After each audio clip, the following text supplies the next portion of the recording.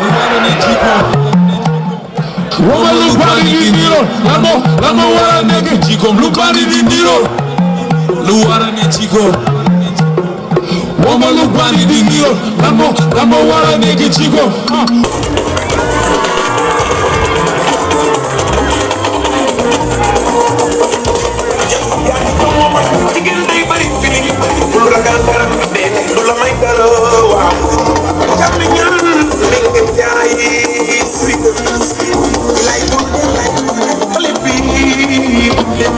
Aïcha, pull them out, baby, pull them yéen waa Ngaye Mékhé yi teew yéen waa Casamance mi teew yéen waa Dakar yi teew yéen ñi fi ñëw yéen les étudiants tàccu leen bu baax a baax le président Atepa Goudiaby la bâtisseur. Sénégal rek ah c'est très beau machallah li muy réaliser ci àdduna loolu la ñëw waxtaan ci ak yéen le président Pierre Atepa Goudiaby di nuyu noonu Sénégal. Moussa Fondé avec la jeunesse sénégalaise di leen nuyu yéen ñëpp. Sénégal bu Cheikh Ahmadou Bamba Sénégal bu Seydi Hadji Malick Sy Sénégal bu Cheikh Anta Diop Sénégal na drapeau bi yéeg ma gis na dem ba ci kaw ma gis na drapeau bi yéeg ma gis c'est ça le Sénégal.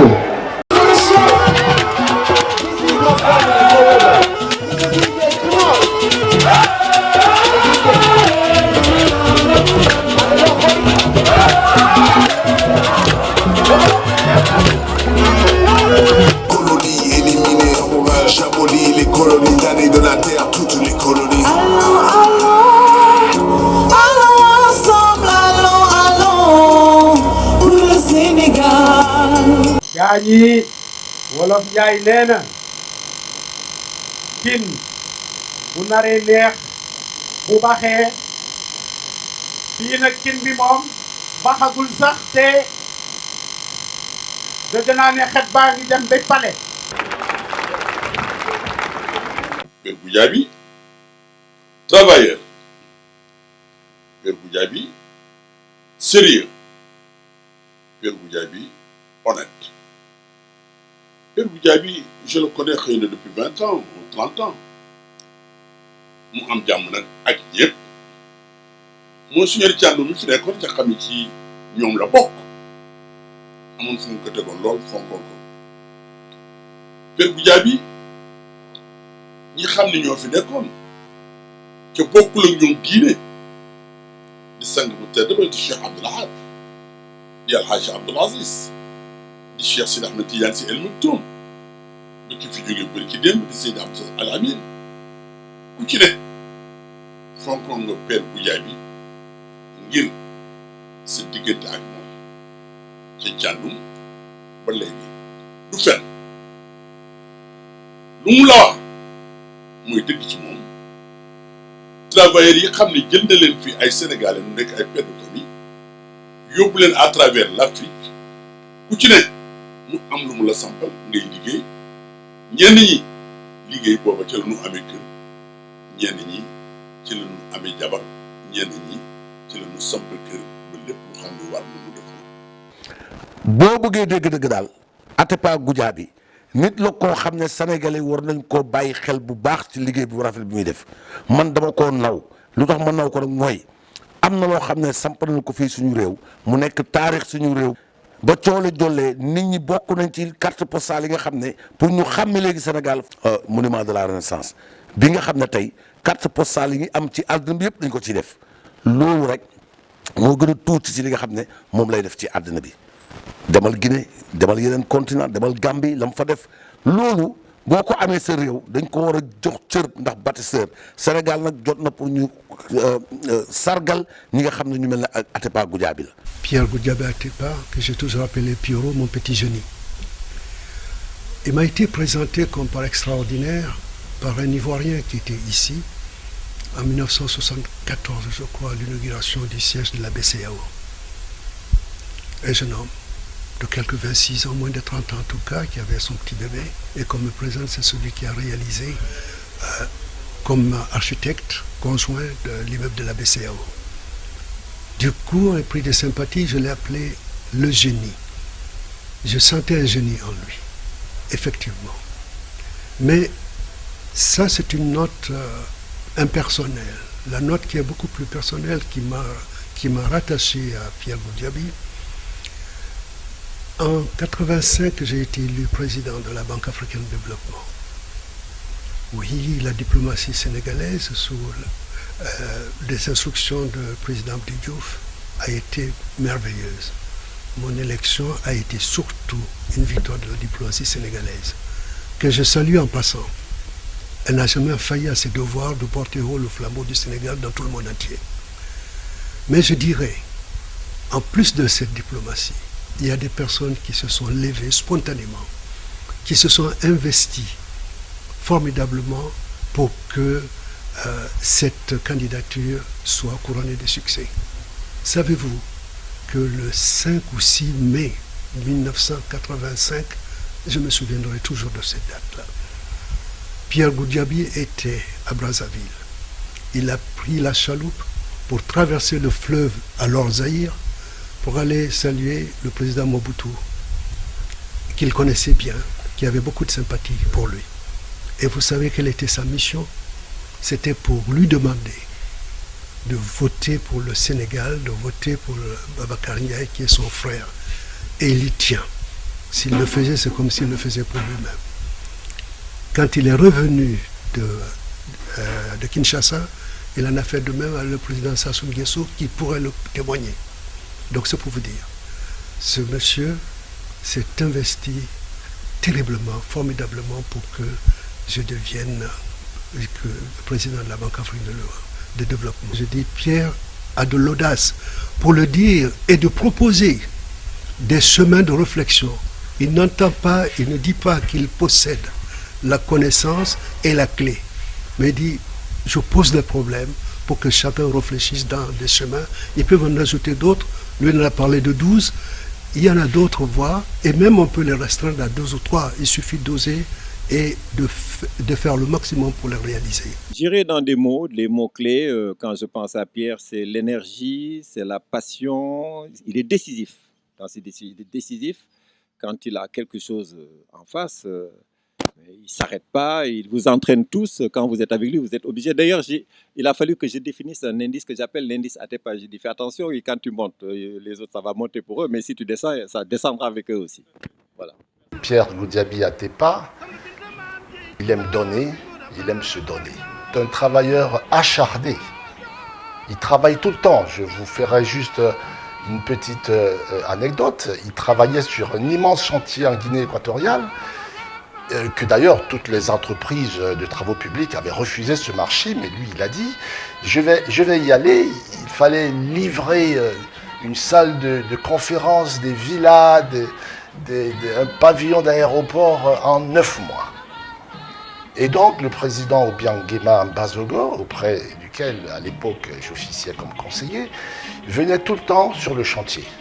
Il est venu une fois, 1h du matin, Goudiaby travaillait. Il revient à 7h, Goudiaby est sur le chantier. Il repart, vers 14h il revient, il est encore sur le chantier. Et un jour le président me demande, mais votre ami, il dort quand? Et je lui dis, monsieur le président, même quand il dort, il travaille. Partout où il peut se rendre, le cœur du Sénégal bat en lui. Et je vais vous raconter juste une petite anecdote. Ce fameux grand chantier dont je parlais tout à l'heure, il fallait des travailleurs. À Malabo, vous savez, à l'époque, il n'y avait pratiquement rien. Et Atepa aurait pu aller juste à côté au Cameroun, trouver, puisque Malabo est à 15 minutes de vol de Douala, trouver des maçons, etc.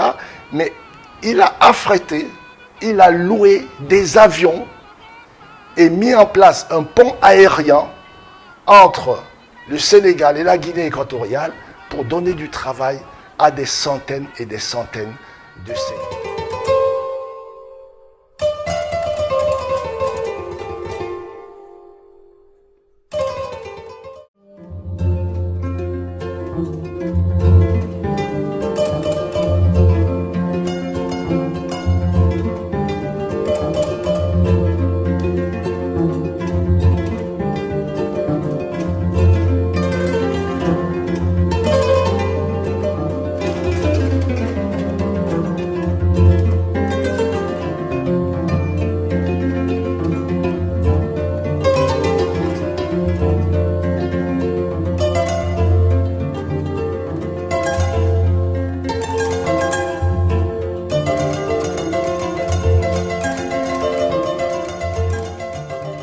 Devant vous, il décharge.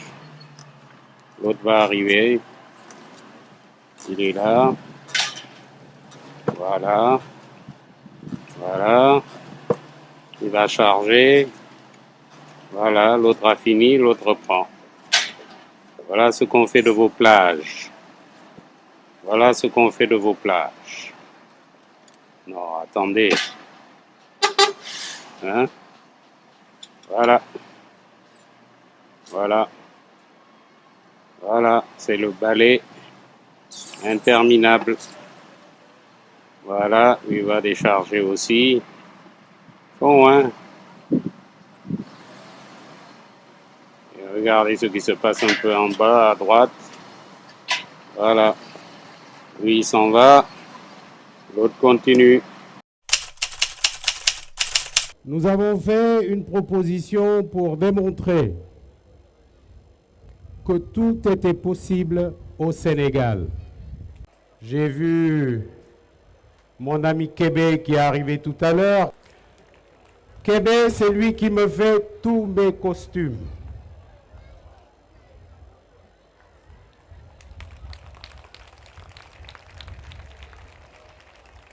C'est lui. Ça veut dire quoi? Ça veut dire que si nous faisons confiance à nos tailleurs, demain, l'Europe et l'Amérique vont importer leurs habits d'ici et pas l'inverse. J'ai parlé d'un Ngagne Mékhé, car il n'est pas normal que nous ayons du cuir ou que nous puissions traiter le cuir et que nos soldats aient des brodequins qui viennent d'ailleurs. Nous avons fait une proposition pour démontrer que ce pays-là, nous pouvons le construire ensemble. Tout est là.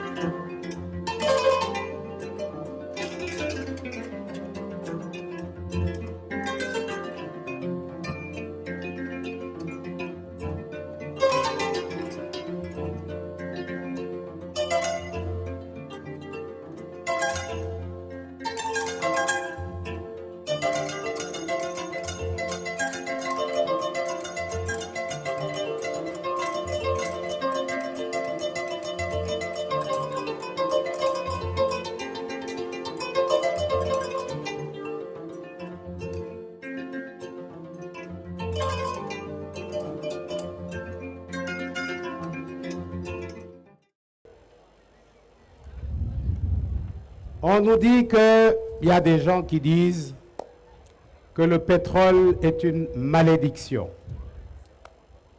Moi, je vous dis non. Le Tout-Puissant ne nous a pas donné des ressources comme ça pour que ce soit une malédiction. C'est une bénédiction. Mais il faut savoir ce qu'on doit faire de notre pétrole. On va faire Petropolis à Louga, Petropolis Moylan. Nous allons prendre le pétrole. D'abord, il faut que je vous explique c'est quoi le pétrole. Parce que nit ñi bu ñu gisee bu ñu déggee pétrole dañuy defee ne mooy essence bi ñuy jaay ci station yi ci la. Mais l'essence ne constitue que 46% du pétrole. Li ci gën am maanaa, c'est ce qu'on appelle les produits dérivés. Et la proposition que nous allons faire va démontrer qu'en utilisant 2%, nous pouvons créer de la richesse pour 200%. Et je vais vous expliquer pourquoi. Alors, vous allez voir et vous allez savoir que les lunettes que j'ai là, c'est 98% de pétrole. Loolu xamu leen ko woon waaye yére yi ngeen sol li ci ëpp pétrole la jóge. Les chaussures que vous portez, les crèmes que vous mettez. Et c'est ça la véritable richesse du pétrole. Faites défiler, vous voyez tout ça. Tout ça, c'est des dérivés du pétrole. Et c'est là où se trouve la richesse, pas ailleurs. Ça, ce n'est que 2% du pétrole. Et les métiers que nous voulons créer, nous voulons vous créer 1 million d'emplois dans les métiers du pétrole. En faisant tout ça, xam nga lii boo leen ko gisee ku ci ne am na objet boo xam ne mën nga ko defar sa bopp samp fi sa usine defar ko di koy jaay bitim réew loolu mooy développement. J'étais dans une conférence à l'université de Dakar et quand on est sorti vers 10 heures du soir, il y a un étudiant qui est venu, il me dit tonton Atepa, nous n'avons pas mangé depuis 3 jours. Le ticket de restaurant, c'est 150 francs. Je dis, bon, écoutez, je ne peux pas régler les problèmes comme ça. Je vous invite à venir me voir avec vos associations à mon bureau pour que nous puissions voir quels sont vos problèmes. Et c'est là où j'ai appris que nos enfants dormaient à 15 dans une chambre. 15.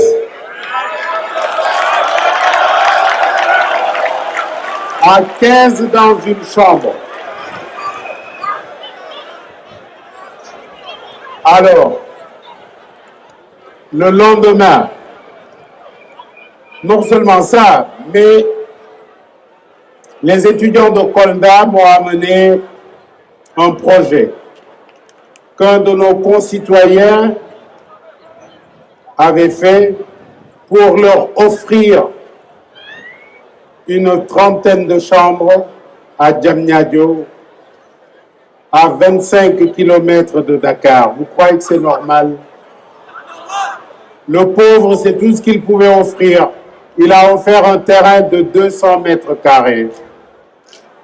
Et les gens voulaient qu'on les aide à construire. Je leur ai dit, attendez, il me semble qu'il y a de l'espace à l'université de Dakar. Et le lendemain, nous avons fait le tour. Vous voyez tout l'espace qu'il y a là? Comment peut-on laisser ça pour vous laisser aller habiter à 25 km de l'université? C'est pas normal. Alors, c'est des solutions à ces problèmes-là que nous souhaitons apporter à notre pays. Et dans ce cas précis, nous avons fait le tour et nous nous sommes rendus compte que l'université de Dakar n'a pas été retouchée depuis plus de 60 ans. L'environnement à l'université ne vous permettra jamais de développer vos esprits. Et c'est la raison pour laquelle nous avons proposé une relecture, une modernisation de l'université de Dakar.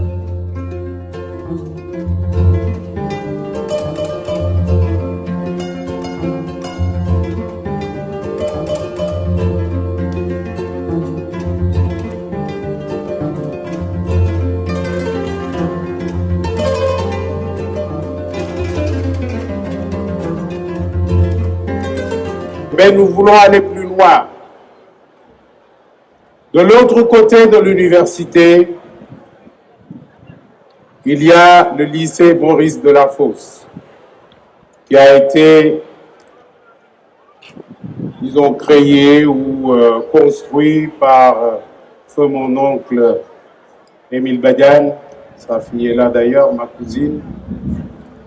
Et j'ai pensé qu'on pouvait repenser le lycée de la Fosse pour en faire une université du numérique, mais on ne s'arrêtera pas là. Et là, je m'adresse à la diaspora. Ce que nous proposons pour la diaspora, c'est qu'on puisse négocier avec les universités dans lesquelles se trouvent les enfants de la diaspora, pour que dès maintenant, nous puissions leur donner des bourses qui puissent leur permettre, parce que parfois, ils habitent en face des grandes écoles, que ces bourses puissent leur permettre dès maintenant d'investir ces écoles-là pour que dans 5 ans, ils reviennent ici. Parmi les fondamentaux dont nous parlons, nous avons dit que nous souhaitons que l'anglais soit la 2e langue officielle du Sénégal. Vous avez vu le président Kagame, ce qu'il a fait. Il a décidé que non, l'anglais était la première langue officielle du Rwanda. Aujourd'hui, le Rwanda est cité en exemple. Je ne dis pas qu'il faille abandonner le français. La preuve, je vous parle en français. I could have done it in English. Mais nous pensons que si nous devons être le hub international que nous souhaitons pour notre pays, il faut qu'en plus du français, que vous parliez tous anglais, et le président Macron vous l'a dit, lui-même, il s'exprime en anglais. Nous souhaitons faire un service militaire obligatoire sous forme de service civique pour pouvoir accompagner les jeunes, parce que les jeunes sont désœuvrés. Je vais peut-être commencer le dialogue que j'ai souhaité avec vous, pour vous écouter, pour que vous puissiez me dire ce que vous pensez de l'avenir de notre pays et quel est le rôle que vous souhaitez avoir dans ce pays-là. Vous êtes venu me voir pour me dire que vous souhaitiez que j'entre en politique. Je veux m'entretenir avec vous pour que vous puissiez me dire d'abord comment vous voyez votre avenir, mais au-delà de ça, ce que vous pensez que nous devons faire ensemble. J'ai une question à vous poser sur l'agriculture. Je vous demande, qu'en pensez-vous de l'agrobusiness au Sénégal? Très bien, ok. Écoutez, quand vous avez vu tout à l'heure, nous avons parlé de l'agropole de Ziguinchor. C'est un exemple. Mais avant de parler de l'agrobusiness, il faudrait que nous réinventions un moyen de mettre le maximum de personnes dans l'agriculture. Aucun pays ne peut se développer sans au moins une autosuffisance alimentaire. Mais loo gis ci àdduna danga koy organiser. Loolu nag nuñ koy organiser, nous allons nous mettre tous ensemble parce que, comme je l'ai dit dans le livre, le Sénégal est certainement le pays africain qui a le plus de ressources humaines bien formées. Malheureusement, on ne les utilise pas. Vous voyez, on vient de découvrir le pétrole, mais est-ce que vous savez qu'il y a une quarantaine d'années, le président Senghor avait envoyé des jeunes Sénégalais aller apprendre la pétrochimie dont on parlait tout à l'heure en Algérie et il me semble en Roumanie. Ils sont revenus, ils sont plus d'une 50aine. Ils maîtrisent le sujet, mais on ne les a pas appelés. Et c'est ça le problème de notre pays. Nous avons toutes les ressources qu'il faut, mais nous n'utilisons pas nos ressources humaines d'abord et nos ressources locales dans tous les domaines. Et c'est cela que nous voulons changer. Parlons des grèves d'abord. Moi, d'abord, je pense bàyyi di toj, bàyyi di taal.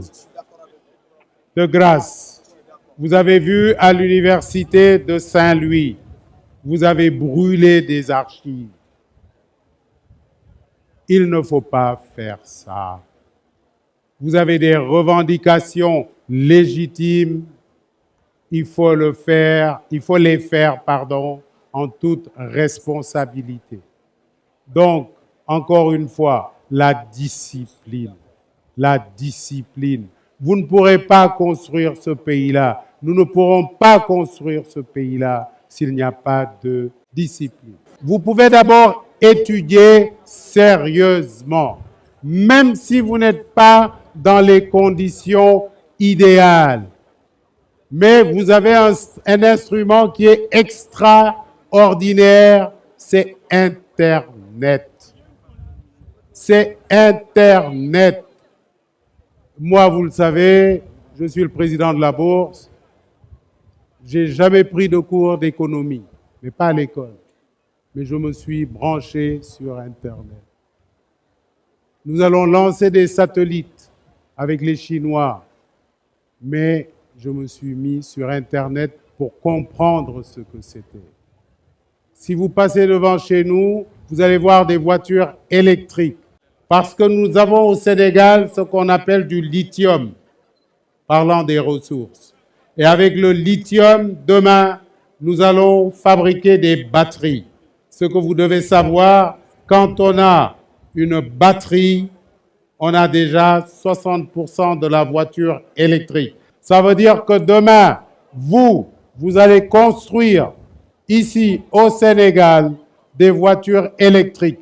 Tout ça pour vous dire que quand vous avez de l'ambition, comme on dit, sky is not the limit, sky is the beginning. Les jeunes m'ont demandé d'être leur porte-drapeau. Beaucoup de gens de la diaspora aussi. Je leur ai dit de me laisser encore le temps de la réflexion. Parce que vous savez, c'est un sacerdoce. C'est quelque chose d'extrêmement important. Ces décisions-là, on ne les prend pas à la va-vite. J'ai dit dans le livre que j'étais prêt. Oui, je suis prêt. Mais donnez-moi encore un peu de temps. Ma vision pour le Sénégal, elle est très claire. D'abord, j'ai dit que j'ai pensé, j'en suis convaincu, que le Sénégal n'utilise pas toutes ses compétences. Le Sénégal n'utilise pas toutes ses énergies. Le Sénégal n'utilise pas tous ses enfants. J'ai donné dans le livre l'exemple d'un pilote de l'Airbus A380 qui est à Dubaï. Il y a d'autres exemples.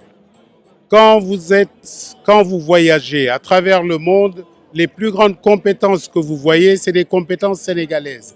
Nous, notre souhait, c'est de regrouper toutes ces compétences-là, ngir Sénégal rek, pour que nous puissions aller de l'avant. C'est ça notre credo. Nous ne sommes pas là pour insulter les gens, nous voulons critiquer positivement et encore une fois, proposer des pistes de solutions.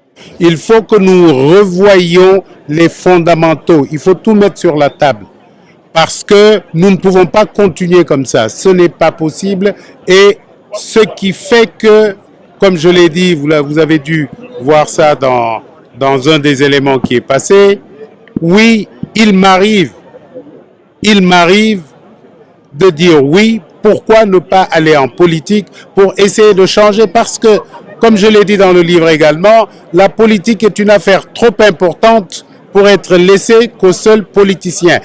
Sénégalais, li ma leen di proposer lu leer la nañu bàyyi politique politicienne maanaam politiciens yi dañ leen di tardel loolu boo leen ko xamulee maa leen koy yëgal kon nag seet leen développement nuñ koy defee ni ñuy àndee dugg ci développement du Sénégal loolu rek am solo li ci des yëpp coow la. Je peux dire le plus grand architecte du Sénégal.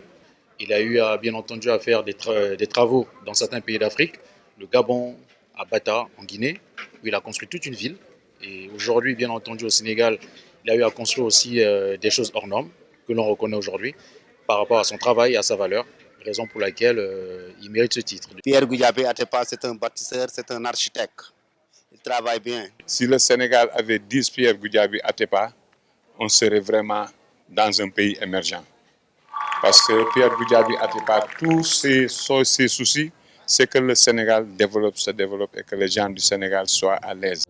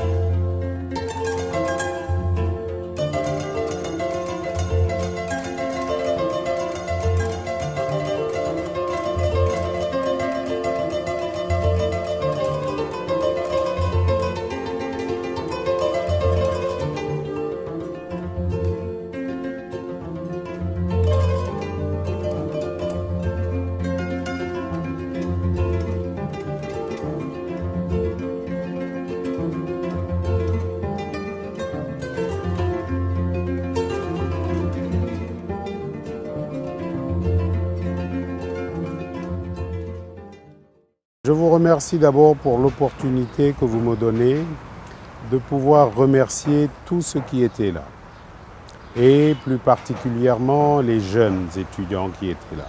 J'avoue que j'ai été très impressionné et encore une fois, je voudrais les remercier très sincèrement. Quand je parle encore une fois de lutte contre la corruption, Madame Guerre, faut que nous jóge fi C'est la corruption qui fait qu'on ne bouge pas, à tous les niveaux. Et ça, nous allons y mettre fin. Corruption zéro. À bon entendeur, salut. Une personne, fût-elle une superstar, ne peut pas régler ces problèmes-là tout seul. C'est nous tous qui sommes des fils de ce pays-là, des dignes fils de ce pays-là, qui voulons régler les problèmes des uns et des autres. C'est nous qui devons nous mettre ensemble autour d'une table pour voir ce que nous pouvons faire pour ce pays-là. C'est ça le plus important. Parce que quand vous voulez rassembler tout le monde, vous ne dites pas « voilà mon équipe ». Vous dites « non, voici mes idées ». Quels sont ceux qui veulent faire partie de l'équipe? Qu'ils viennent, les portes sont ouvertes. Il y a le Soutourel Nema. Vous savez, je vais vous dire une chose. D'abord, si j'accède au pouvoir, je le dis, je vous regarde dans les yeux comme on dit. Je renonce à mon salaire.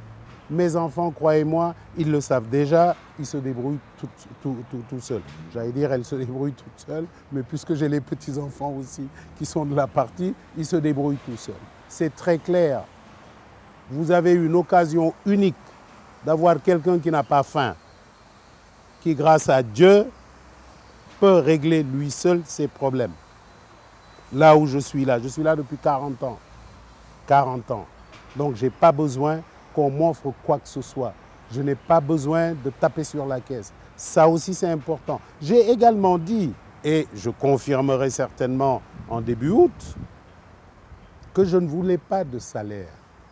Ni de salaire, et que la caisse noire serait contrôlée par une équipe. Les projets que je vous ai montrés, il est bon que je vous dise que c'est des projets que je mets gracieusement à la disposition de mon pays. Ceci dit, il y a beaucoup d'esquisses, il faudra peut-être faire un concours pour que d'autres puissent développer les plans d'exécution, le chantier et consorts. Mais tout ce que je fais, moi, pour mon pays, c'est gratuit. Quand nous parlons de la ville nouvelle du pétrole, d'abord, je souhaite que ce soit une zone économique spéciale. Et à partir de là, nous nous donnons 50 ans pour faire de cette ville-là ce que Guangzhou est devenu. Et croyez-moi, c'est possible. Pourquoi peut-il le faire, sortir Dubaï de ses sables, et que nous pensons que nous ne pouvons pas sortir Petropolis de Potou? C'est ça d'abord, et c'est cet état d'esprit-là qu'il faut que nous changions également. Comme je l'ai dit, le pétrole, ce n'est pas l'essence. Et j'ai démontré, vous avez vu les images, il y a des milliers de sous-produits. Imaginez que pour chaque sous-produit, vous puissiez avoir une petite industrie. Vous faites l'addition, c'est très simple.